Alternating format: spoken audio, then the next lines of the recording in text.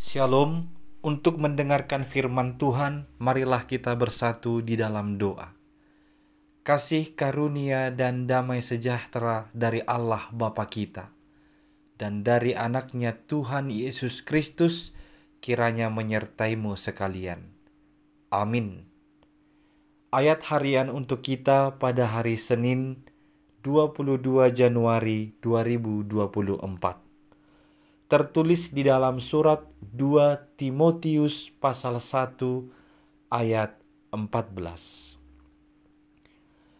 Peliharalah harta yang indah yang telah dipercayakannya kepada kita oleh Roh Kudus yang diam di dalam kita.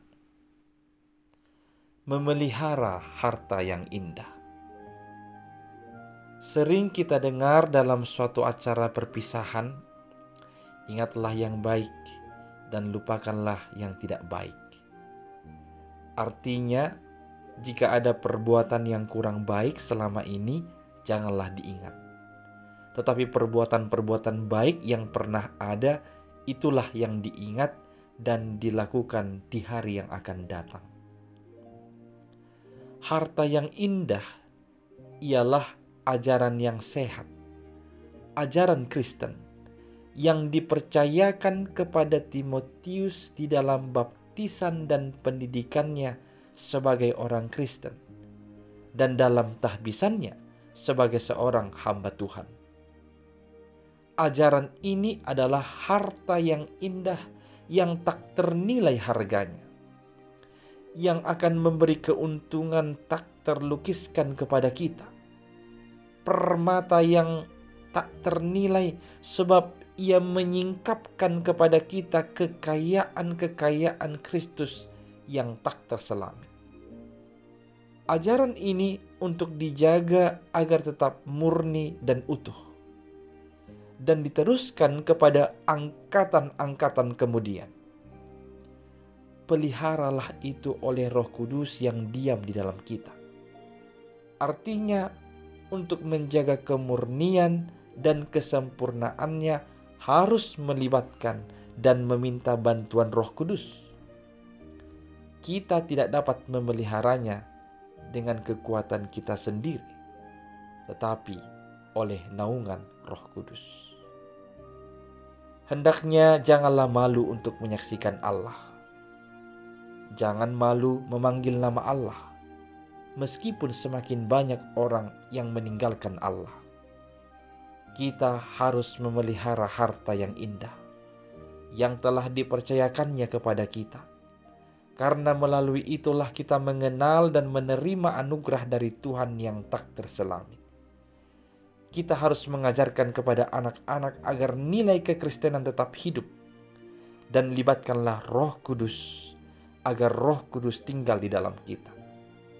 Harta yang indah itu adalah ajaran tentang Kristus, ajaran kekristenan. Maka peliharalah itu. Tuhan sudah mempercayakan itu kepada kita. Kalau disebut pelihara, berarti kita ingat, kita simpan dalam hati, dan kita aplikasikan atau kita lakukan dalam kehidupan kita sehari-hari. Sebagaimana diajarkan oleh firman-Nya, itulah yang harusnya kita tunjukkan, itulah yang harusnya kita pelihara. Dan minta pertolongan Roh Kudus, supaya Roh Kudus yang memimpin kita dan yang membimbing kita untuk memelihara harta yang indah. Yesus Kristus menjadi juru selamat bagi kita. Itu adalah harta yang paling indah dibandingkan harta-harta lain di muka bumi ini. Peliharalah harta yang indah yang telah dipercayakannya kepadamu. Amin. Kita berdoa. Ya Tuhan Allah, kami berterima kasih karena kami mengenal Engkau di dalam Kristus Yesus. Biarlah firman-Mu yang telah kami terima dan panggilan-Mu kepada kami yang telah dipercayakan dapat kami pelihara dengan baik.